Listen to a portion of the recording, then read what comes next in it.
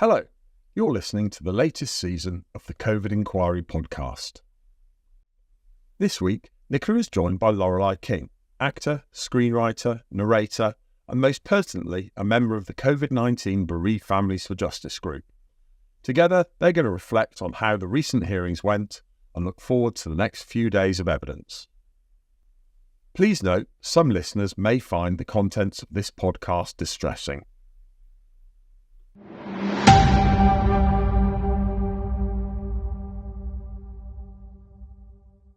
Hello everyone, I'm Nicola Brook and I'm the solicitor at BJC with day-to-day responsibility for managing our work on the COVID inquiry on behalf of the COVID Bereaved Families for Justice UK. I am here with my co-host Lorelei King, who is a member of the group, having very sadly lost her husband to COVID. Also joining us today to discuss the hearings this week is Nathan Oswin, who is from the Trade Union Congress and has joined us previously on this podcast, so you may be used to hearing from him. Morning, Nicola. Good morning, Nathan. It was quite a week. It's having the summer. Well, I had the summer off. I know you guys didn't. I'm sure you guys were working really hard. But this module, as usual, started with an impact video. And I gather, because this is quite a big module, there's going to be two. This first impact video concentrated mostly on healthcare workers. Some people in our group, some of bereaved, felt that it was too much about healthcare workers and not enough about bereaved. I think they only spoke to one bereaved. We're told that the next impact video on the second half of the module is going to feature the bereaved more. I'm not sure I agreed. I found it to take their point, but I also found it incredibly interesting to get this perspective of healthcare workers. And there was one particular paramedic whose testimony was so moving. The thing that struck me as I watched it was, and I don't know if you agree with me, Nicola, I thought these are the kinds of witnesses we need for evidence, not just impact. And I thought this is really shows what went on, and this would be more useful, in my view, evidentiarily, more than some obfuscating politician. What did you think of what they said? Hi, yeah. So with the impact video, the inquiry is chosen, instead of doing one 20-minute impact video, to do two 10-minute impact videos. So one was shown on day one, and then because we have a 2-week break, they're going to show the second at the start of week 6. We didn't know about this in advance. We only got told, I think it was on the Thursday before the hearing started. And we were told that, as you say, the first one was going to concentrate on healthcare workers, and the second was going to concentrate more so on patients and the bereaved. I don't really understand why they've chosen to do it that way. I thought it would potentially have been better had all the various stories appeared together. The overwhelming response I've had from people I've spoken with is that this impact video wasn't quite as impactful as previous videos. You mentioned the paramedic. It was so clear the impact the pandemic and his work has had on him. You didn't really get that so much from the other contributions, although I do agree with you that those are the bits of the evidence that we should be hearing about, rather than the managers who were in an office and never set foot on the hospital floor. And you'll recall that the inquiry chose to refer to 22 spotlight hospitals. We thought that meant that a light would be shone on those hospitals and we'd get to hear all the evidence about them. But in actual fact, we're only going to hear evidence from 4 of them. So yes, I think we are going to hear from a few healthcare workers, but certainly not to the degree that we should. I don't think there's going to be any porters. I think there may be one cleaner. So we're really not getting the full breadth of evidence that we should be getting. No, for me, it's not that I wasn't aware of these things, but it pointed it up. Okay, the healthcare workers in that video, I realize now how maddening or frustrating or hard it must have been for them, because the guidance from the government seemed to veer from non-existent to changes, a dozen changes almost hourly that were supposed to have been implemented instantly and things like that. It must have been pretty tough. And as usual, after the impact video, we moved on to opening statements, and Pete Weatherby spoke on behalf of COVID bereaved families for justice. I know you didn't get long, Nicola, but can you give us a little précis of what was said? We did not get long. We were limited to 10 minutes, as were all the other CPs. And 10 minutes really isn't long enough to do justice to the breadth of issues that this module will cover. As you'll know, counsel to the inquiry was given a number of hours to make their opening statement. And I'm not saying all CPs should have the same amount of time as counsel to the inquiry, but it is very difficult to narrow your issues down to 10 minutes. One of the very interesting things that counsel to the inquiry did at the very start of her opening statement was to refer to the mantra of Boris Johnson, which was stay at home, protect the NHS, save lives. And she asked this question: why did we need to save the NHS? She didn't really go on to answer that. I think she's saying that that's a question that the chair will have to answer once she's heard all the evidence. So Pete Weatherby decided to answer it for her in his 10 minutes. What he said was that Boris Johnson, Matt Hancock, and all of those brazenly asserted that we were a success. Our response to the NHS our response to the pandemic meant that the NHS was never overwhelmed. And he said, just because it wasn't appearing like some zombie apocalypse movie, that doesn't mean that the NHS coped, and that acute demand for emergency and critical care services outstripped supply. The services were overwhelmed and they were unable to function as they should. And one of the key things that shows that is the clinical prioritization tool and Protocol 36. Protocol 36 hasn't been mentioned very much yet. What this is it relates to ambulance prioritization. So if you are a category 1, an ambulance should get to you within 7 minutes. If you are category 2, an ambulance should get to you within 18 minutes. If you ring 999 and say you were struggling to breathe, you were categorized as category 1. During the pandemic, all of that changed. So if you rang up saying you were struggling to breathe and you had symptoms of COVID, you were no longer categorized as category 1. You were categorized as category 2. Why would they need to do that if the NHS was not overwhelmed?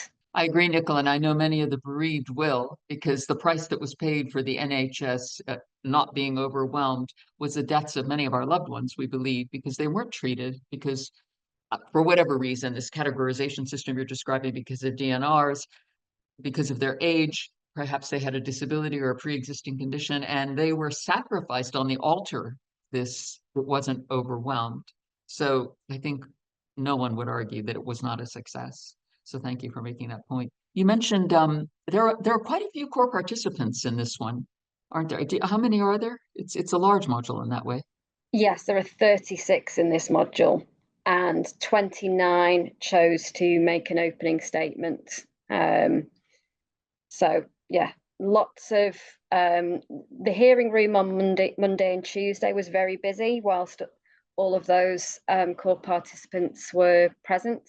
Of course, by Wednesday, that had dwindled to just the usual CPs who are there day in, day out, like us.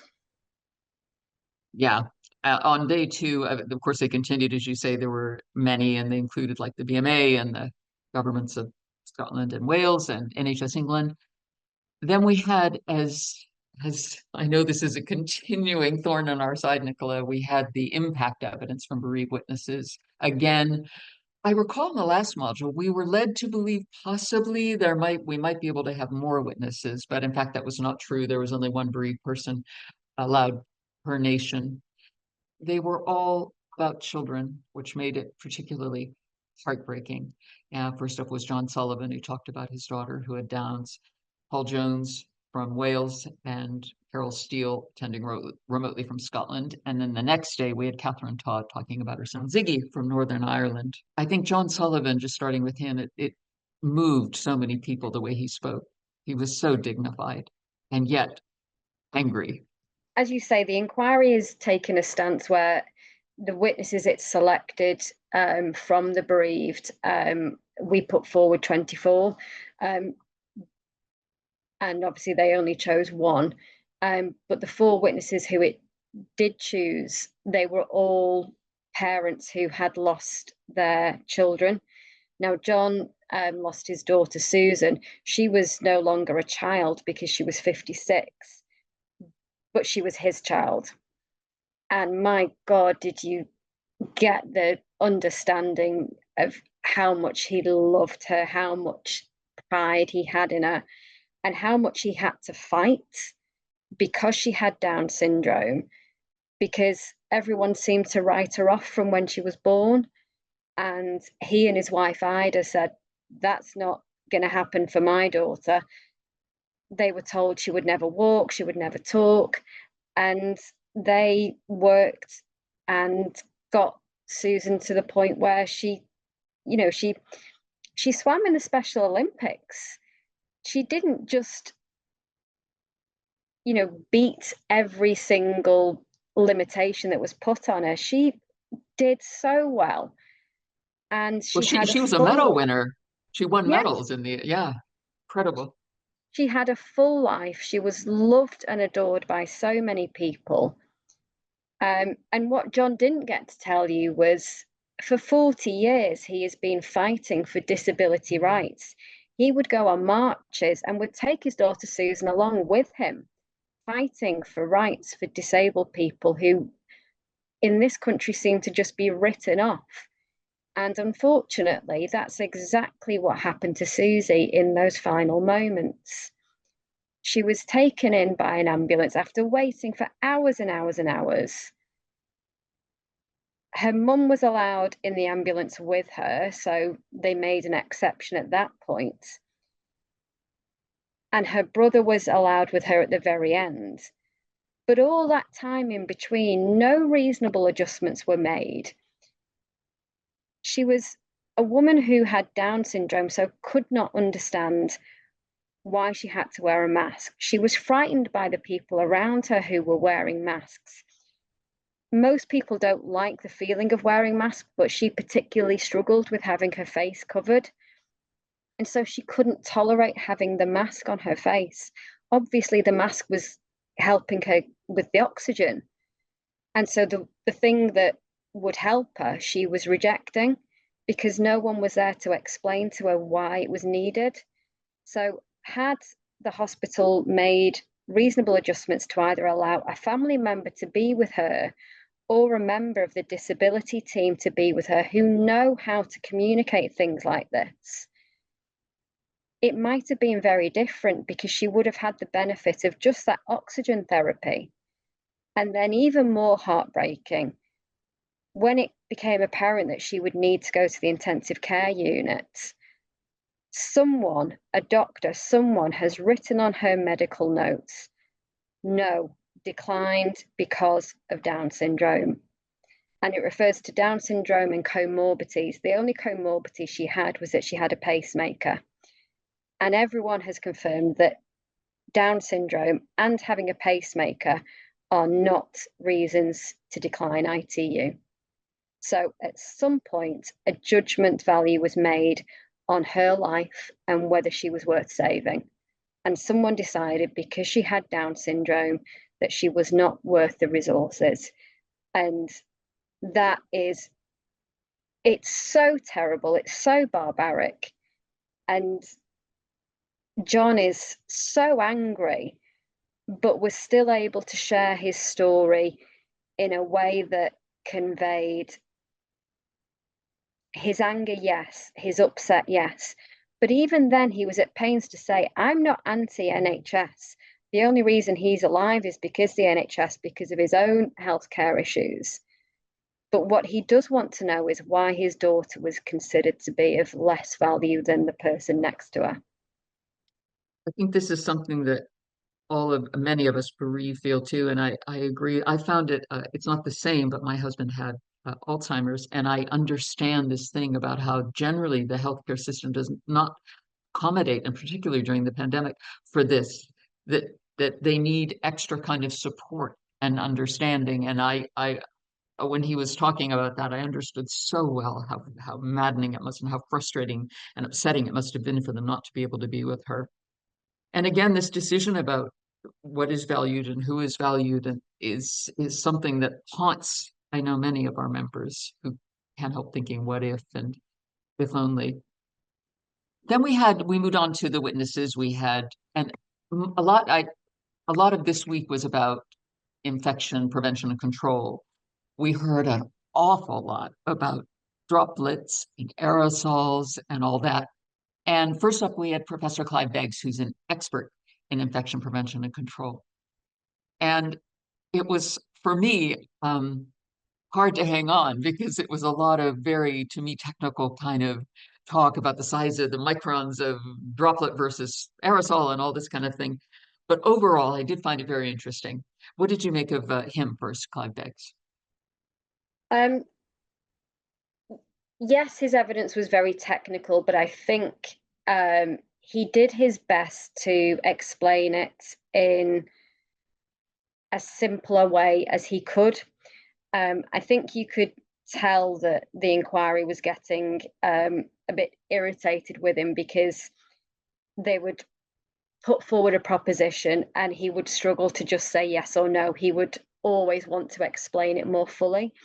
But when you instruct an expert, that's what they're there for. They're not going to agree to something that sounds right, but isn't quite right. They're always going to want to give you that little bit more information that makes it crystal clear. But I think one of the most striking images that were shown during his evidence was a depiction of beds in a ward, and it showed how particles move around from an infected person and how they're able to spread throughout that ward to the other beds, and where the areas of concentration are. And I looked at that and I thought, I know I'm seeing where my mum was in her bed on her ward, and I could just imagine a lot of people were doing the same. And that for me was quite striking, that unless you were in an isolated cell, there's no way it wasn't going to spread to you. Yes, and he talked as well about how other methods of transmission, not just, I don't know, aerosol producing procedures, but things like breathing or talking or singing, how that could spread. He also made the point that the witness after him also reinforced, which was the scientists, many of them said it was airborne from extremely early on, whereas the WHO did not, or they changed their view and said later it's not airborne. They came out and actually said this. I thought that Lady Hallett made a good point. She did say to him, so we should be guarding against every type of transmission until you know better. And that was the whole point of it. It wasn't. It was just taken. The WHO just said, no, not airborne. And this brings us back to the precautionary principle, which is until you know, err on the side of caution. What we seem to have done in this country is the opposite. We seem to have said there's no firm evidence of airborne transmission. So we're going to act as though it doesn't happen. We're not going to guard against it. Whereas Dr. Barry Jones from Canter said, well, we did know it was airborne, but let's pretend we didn't, or there was no firm evidence. Let's pretend that for a moment. You still need to guard against it just in case, until you have good evidence. And it's this whole, it's almost a cliche now. Absence of evidence is not evidence of absence. So just because you don't have the evidence yet doesn't mean it's not happening. It just means you don't have the evidence yet. Yes, you mentioned Dr. Barry Jones. He's the chair of the COVID-19 Airborne Transmissions Alliance. For me, I think probably for a lot of people, the standout witness of the week. Just he was so articulate, but it was his contained rage. He was incandescent. I have to say, thinking about his testimony after I'd heard it that evening, I surprised myself by starting to cry. And I realized it was because it was so refreshing to hear the truth, to hear the real rage about what happened and how we were let down. It was such a relief to hear that, having not heard it from politicians, for example. So over to you. He was impressive, right? It's so impressive. As you say, this contained rage, and I don't know whether this came across to people who were watching online, but for those of us in the courtroom, there were quite a few moments of laughter during his evidence. And it wasn't that he was there trying to make jokes. It's a very, very serious subject matter, and he wasn't at all trying to play the comedian. He wasn't playing to the gallery or anything like that.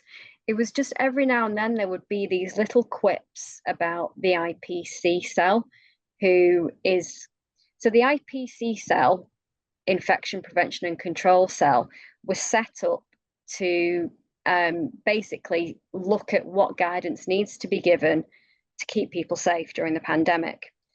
And it's the IPC cell who recommended the fluid-resistant face masks because COVID wasn't airborne. And he was pointing out to them very early on, this isn't right. And so he would make these little quips about the IPC cell being made up of experts, apparently.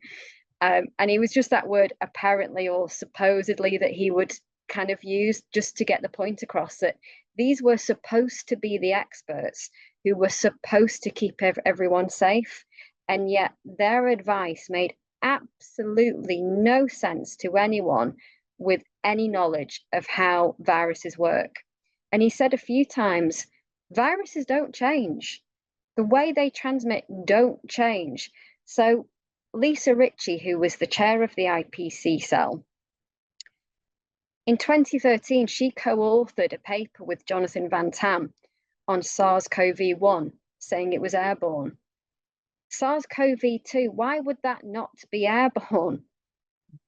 And so you have to question why their guidance said fluid-resistant face masks were okay. And those are the blue ones, right? That we know. Yeah, just the surgical face masks, which the health and safety executive don't even classify as PPE because it doesn't constitute protection. So it was her cell that basically said, these are the masks that we recommend. And so you are left with the uncomfortable conclusion that their guidance was based on knowing we had a supply issue. And if we weren't recommending something we couldn't get hold of, then no one could ever say we ran out of it. Whereas if you recommend something that we have plenty of, great, we've never ran out of PPE. The fact that it doesn't keep you safe, that's an argument for somebody else. And that seems to be what Barry Jones was trying desperately to point out. And he kept getting ignored. And I'm so glad that he's now had his opportunity to be heard and he really was heard. He was. Can I talk about one of the things he talked about that I didn't know and I found incredibly fascinating, and it also angered me. It was about respirator hoods. This was fascinating.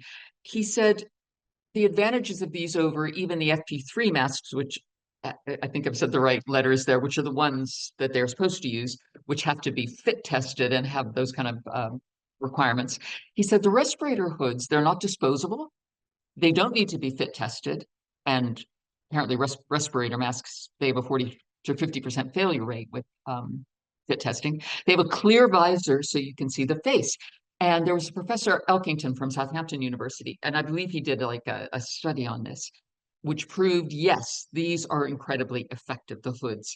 And he offered his expertise to the government. And apparently the Jaguar Land Rover factory was offered to produce these hoods at pace.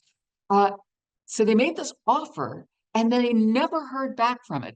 And again, this is, oh God, as I say, rage is my cardio these days. It made me so angry. Meanwhile, in the VIP lane, people are buying yachts off PPE that has to be burned because it's not fit for purpose. Why did the government not take advantage of this incredible opportunity? And I'm kind of intrigued by these respirator hoods. Now, certainly for future, it seems that should be something that we were looking at. Yeah, and this was it was disappointing in the inquiry that counsel to the inquiry didn't kind of pick up on this point. You could tell that Barry Jones was getting cut off a few times, and he was desperate to get this little bit of information out. And unfortunately, the inquiry didn't then run with it and say, well, tell us a bit more about that. What do you mean Jaguar never got a reply? So yes, he had pointed out that the hoods are preferable to the FFP3 masks because, as you say, you don't have the fit testing issue, but also the masks are very uncomfortable.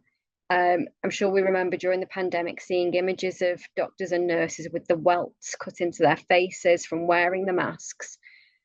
With the hood, you don't get that. You can see the whole face. So for anyone who might be deaf, being able to see lips move, that really helps with communication. And so overall, they are preferable. And to have an offer from someone like Jaguar to say, we can convert our factories to get these made en masse, and no one gets back to them. So it was disappointing that wasn't picked up by the counsel to the inquiry then. But what I do hope is that we have an opportunity to look into this more in Module 5, which does deal with procurement. Yes. Because this is certainly something that should have been explored both at the time with Jaguar, by the inquiry with Dr. Jones, and should be explored in Module 5 as well. I'm with you, and I speak not as a lawyer, I speak as a bereaved person, because I think this, in my view, it is just criminal what happened, and I would be so happy to hear the answers to that as to why, for us, they did not take up this incredible offer and instead went down these other roads. I think I very much enjoyed listening to Dr. Jones. He's a very interesting speaker as well, and he pointed out at the end that all of this, all of what happened, it led to a demoralization of, I imagine, the workforce and the population, and a loss of trust in the guidance. And this, to me, is a theme that comes up again and again in this inquiry: loss of trust in the government, in the guidance, in the organizations that are supposed to be in place to protect us in these kinds of situations. And I find it very disheartening. Yeah, you could really get that sense from him that healthcare workers, they were being gaslit. They were being told this mask will keep you safe, and they're intelligent people. They knew it wouldn't, but they keep being told this will keep you safe. And how you can go into work day after day knowing that you are being placed at risk, and the people putting you at that risk know they are doing it, of course you're going to lose trust. in the powers that be. How could you not? I think, well, maybe we should bring Nathan into it now. And Nathan, on the second day, the TUC gave their opening statement. Can you give us a little précis of what that was? Yeah, sure. So for us, it was really important to get across the voice of workers on the front line into our opening statement. That was very much written across the written and in the oral as well. I'm trying to make sure that there's an understanding about the practical implications. So when people talk about this module, we think there's a lot of high-level analysis. There's going to be a lot of talk about structures, and similar to how you guys always are, right? We want to make sure there's a very real laser focus on the very real direct consequences to those decisions. You know, it's not a theoretical exercise. The structures matter, the decisions matter, and the healthcare workforce, you know, did its best in horrific circumstances. And then we had Richard Brunt, who's the Director of Engagement and Policy Division for the Health and Safety Executive. I have to say that a lot of the feedback I got from people who were listening is that he was, it was a little hard to maintain interest. He contrasted starkly with the previous witness, Dr. Jones. I wonder what you made of his testimony. If I could start with you, Nathan. Sure. I mean, I thought it was a really poor in pitch, really poor in detail, no attempt to have any reflection onto whether the health and safety executive sort of got in the trenches and did its job. I think the example I was giving to people yesterday was that it felt like the health and safety executive position was to poke its head round the door, yell, "Is everyone all right?" and then quickly run away before anyone had a chance to answer. And I think that was borne out in the testimony. And that element of just always refusing to talk about what the health and safety executive could have done and should have done, instead always focusing on what the regulations were, was just so symbolic of a regulator failing to step up to the plate when it needed to. There was even Lady Hallett at one point stepped in with a question and said, if you know it's airborne and know that surgical masks aren't sufficient, the blue ones, you can't within your statutory duties follow what the IPC says. And the council said, but you were part of the IPE cell and in a position to pass on views. Nicola, what did you think of Lady Hallett's? She seemed to me ask quite a few questions in that section. I think that the chair's interventions with Mr. Brunt was a reflection of just how poor his evidence was. It was just outside the realms of credibility. What he was saying was that the role of the HSE was to check that hospitals were following the IPC guidance. It had no interest in checking whether that guidance was fit for purpose and actually capable of protecting healthcare workers. And that just seemed to everyone in the hearing room absolutely incredible.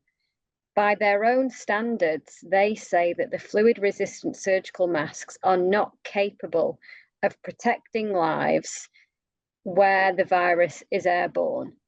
And yet they were content to check that hospitals were following the guidance, which was to wear those self-same masks. What on earth were they doing? And he also said, I think at one point, Nathan, you might be able to confirm this, I think he said that the health and safety executive, they were aware that the PPE wasn't being checked by themselves, by the HSE. Yeah, at the start, he factored in around these 4 elements that should be happening for PPE and masks, and one of those being checked about the HSE. And this really sort of complacent, nonchalant, and you know, we were aware that that was causing concern for staff. You know, whereas of course, you know, what that actually means is Staff were worried they were in a hazardous environment with a virus that was killing millions of people across the world and weren't protected. And I think, Nicola's point she's just made is really important, that for us at the TUC, the health and safety executive's job is to keep workers at work safe. It's as simple as that. The evidence yesterday seemed to be suggesting that the HSE views its job as to make sure that regulations are followed that are not fit for purpose in the middle of a pandemic. And if you can contrast that with other agencies who sort of put their hand up and said, we need to be involved in the guidance here. Trade unions were trying to make sure they were involved in the guidance around things that they had expertise in. The health and safety executive is meant to be the body with expertise about keeping working people safe at work. And instead of trying to inform any form of guidance or do anything around it, they just did what they always do and sort of go, well, factories, that's where the risk is. Well, yes, there are risks in factories. Of course there are, and of course that's important. But that changes fundamentally the risk balance during a pandemic. And I think we had that part during our questions where it was, you did 98 inspections out of 14,000. The numbers are just baffling. And it seemed that Brunt was even unable at that point to accept. It was just mathematically shown that the HSE had failed in healthcare to such a significant degree. And the worry is, we've all watched Many Witnesses now, and sometimes you can see ones who are already starting to think about what the agencies they represent should be doing differently in the future and acknowledging the fact that things could improve. There was not 1 ounce of contrition or acceptance on behalf of the HSE yesterday, who somehow seem to think it has done a perfect job with no failings whatsoever during a pandemic when basically every system fell apart at some level. I'm not sure whether it was sort of deliberately obstructive in terms of just so corporately towing the line. And the bit I found myself thinking was, it's the first time I've seen a witness up there where it felt a bit like watching the Post Office Horizon scandal inquiry, where you've got someone just saying the corporate line and refusing to actually engage to any great degree with the questions. And that's I think that's a really good analogy. And his testimony reminded me of the testimony that we've heard from politicians, which is basically useless in terms of evidence and simply obfuscating, back covering, and blame placing elsewhere. Yeah, and you saw it with the Riddor part later, right? Another one of Baroness Hallett's interjections being, well, shouldn't you be collecting all of this data and then you might be able to spot where the problems are? Oh no, well, we couldn't possibly do that. Or Sam, very bluntly just asking, if a healthcare worker dies, wouldn't you want to know about it as the health and safety regulator? Oh well, no, not unless you can show reasonably that's happened in the workplace. Well, where else will they have caught it? Can I just quickly, before we go, because I do want to talk about Riddor, but I just wanted to say, because I had to look this up myself, Riddor, just for people who are listening, stands for the Reporting of Injuries, Diseases, and Dangerous Occurrences Regulations 2013. It's a health and safety law in the UK, and it requires companies and all those deemed, quote, responsible persons to both report and maintain records of any workplace accidents or work-related injury. That's what it means. So yes, that was... If you want to tell us more about that, Nathan, what he had to say. Yeah, so he effectively, refused to acknowledge the idea that it should just be reported when a healthcare worker dies of an infectious disease during the pandemic. And in a situation where, well, realistically, where can that healthcare worker have picked it up? On a daily basis, they are exposed to the virus in their workplace. The only other place they go is via public transport. If that, because so many healthcare workers stayed in hotels or on site to stay away from their families to protect their loved ones, and just this, I say flippancy, I think is the only way I can describe the tone that was set all the way through the evidence, a real lack of refusing to engage and just unaware of the consequences. I thought tonally it was terrible from the HSE. He also drew this absolutely ridiculous distinction about what was a work activity. And if a healthcare worker was infected by the virus whilst they were speaking with a colleague in a corridor talking about last night's TV, that's not a work activity. If they were infected whilst leaning over a patient, that was a work activity. I mean, it really doesn't get to grips with the life and the working practice of healthcare workers. Of course, they're having conversations in a corridor, whether it's about last night's TV or the patient that needs X, Y, and Z care to be given, and can you do it because I'm going to that other patient? That's still a work activity. It just seems that they were trying to explain their complete absence of anything meaningful during the pandemic. Coming at it because I'm here as a member of bereaved Families for Justice, as a bereaved person, and I think this is one of the reasons why we are continuously 4.5 years on, still in a constant simmering of rage, because it's not only that we were all let down during the pandemic by how they behaved or didn't behave, what they did or didn't do, it's that now they will not take accountability for their actions. And that's why I'm continuously in a state of rage. He was followed by Sarah Gorton, who's the head of health at Unison and co-chair of the NHS Staff Council. And she's one of yours, isn't she, in the TUC? She is indeed. She is indeed. Yeah, and we were really, really pleased with how Sarah's evidence went, and actually, I think, you know, that what she was saying, the way she was talking, and Sarah herself, for me, is sort of that's modern trade unionism. You know, so when you sort of see the stories in the papers about, oh, very antagonistic and always yelling around pay and it's confrontational, it's not. You know, we're a movement that believes in partnership working and getting everyone into the room together and making sure that workers' voices are heard to overcome obstacles before they become a thing. And I do think it stood in sort of marked contrast to Richard Brunt, where Sarah's answers were lengthy, in great detail, had tried to open up about the challenges, and, you know, to the point where CTI sort of said, you just keep anticipating my next questions. Yeah, I remember that. Yeah, there wasn't a huge amount of need to tease more from her because she was laying everything out there. And so, you know, you contrast that with Richard Brunt, sort of short answers that every CTI leaves the CTI scratching its head and having to do 30 follow-on questions to still not really get anything from them. But yeah, we were really pleased that social partnership approach is key to good industrial relations and to making sure that lessons can be learned. And actually, our thoughts on partly on the pandemic is that needs stretching further. And I think Sarah at the end spoke about, you know, you didn't have representatives of the workforce involved in crisis planning. Whereas actually, you know, if you're planning for a pandemic, one of the largest impacts is going to be on the healthcare system, just by the nature of what the crisis is.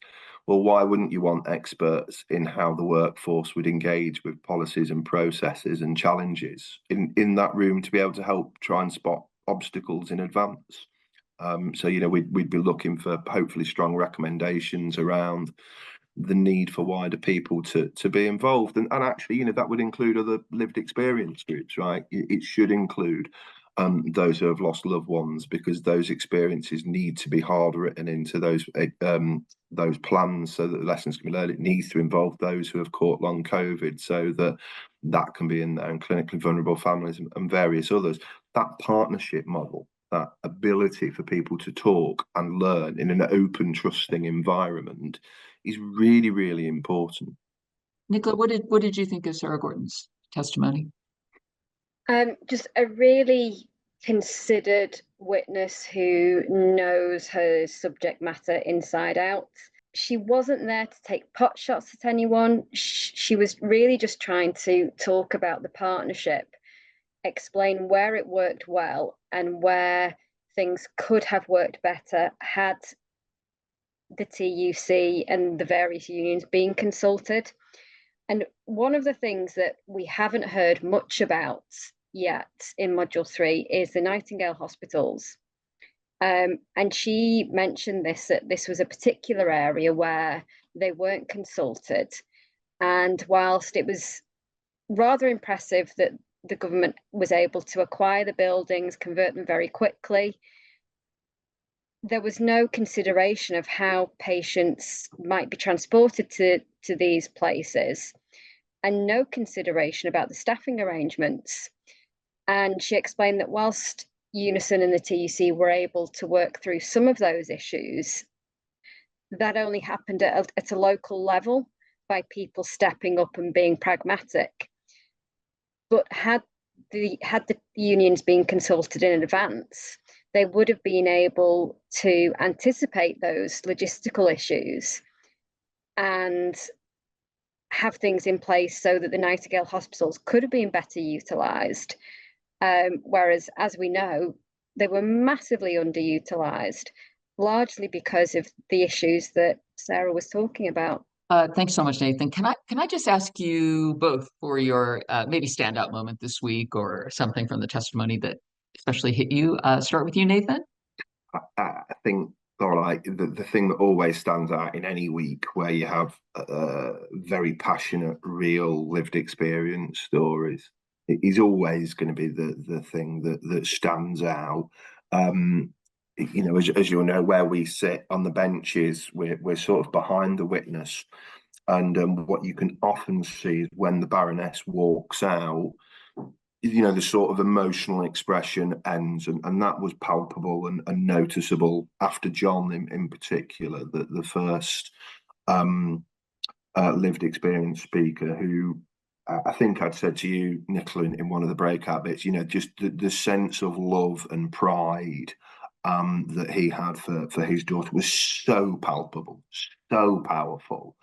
And if you, yeah, I genuinely still think it's any week where you have those stories on, any week when you have people talking about the impact, it's always going to be the standout moment. You know, in 2-3 years when we're thinking back to module 3, you know, we're not going to remember a snappy line from Richard Brunt, right? You know, you are going to remember that emotional punch and resonance that those stories give, and it's why it is so important lived experience stories are heard and listened to and reinforced across the modules, because it grounds us all back into why it's so important.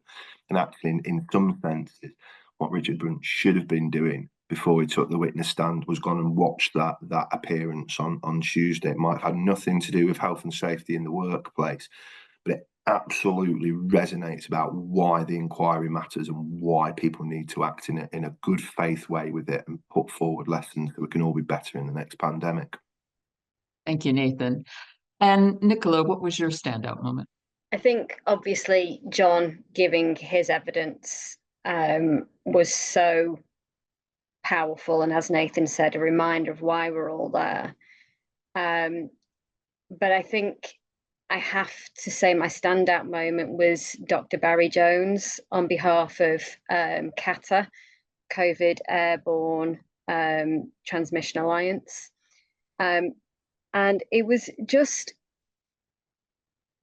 you could feel his anger that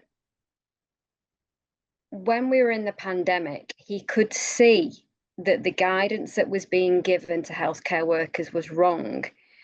And he tried to raise it, as did many others.